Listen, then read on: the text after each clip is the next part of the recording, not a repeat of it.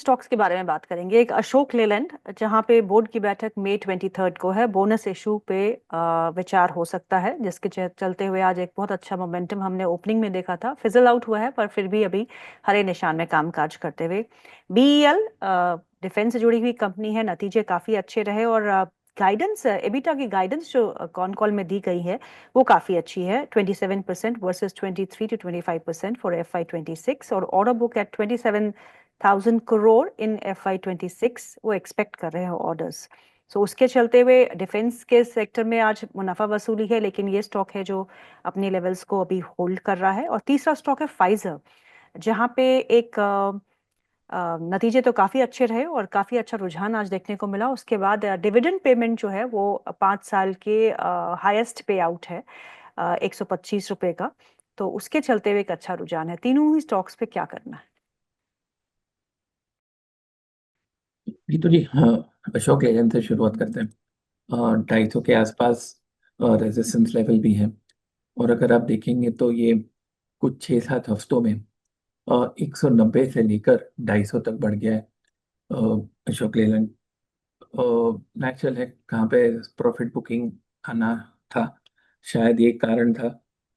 I mean, ये कारण से बड़ा है, it's like buy on news sell on announcement पे ऐसा जाए तो, अगर buy on rumour sell on news, तो यहाँ पे 250 पे काफी स्ट्रॉन्ग रेजिस्टेंस है। सो आई वुड से, और अभी 216 से 250 वन वे चलना है तुझे, तो frankly okay. Speaking no trade zone में है।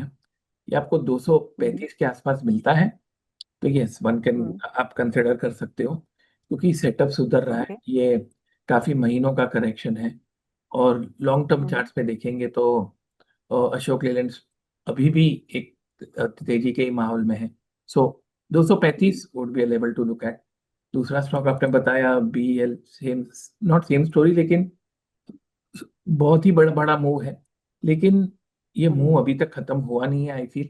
और 340 का सपोर्ट है, I know that is far away, लेकिन जब तक 340 टूटता नहीं closing wise, outlook remains positive. और अगर आप 6 एक महीने का व्यू रखेंगे तो मुझे ये 410-20 वेरी मच पॉसिबल लग रहा है Geetu ji. So it would be a hold, a buy only on a okay. Decline. Pfizer थोड़ा इलिक्विड स्टॉक है, लेकिन अगर अगर आप देखेंगे तो इसने 5 साल से कुछ भी नहीं किया। मतलब एक बड़ी, बहुत करेक्ट। बड़ी रेंज है। 3,500 का नीचे हम्म। का लेवल है गीतू जी। ऊपर के लेवल की हम्म। बात करें तो कुछ 60 to 100 के आसपास। तो 5 साल से ये यही रेंज पे है। I know it's a very big range. तो frankly hmm. Speaking nothing much to look eight.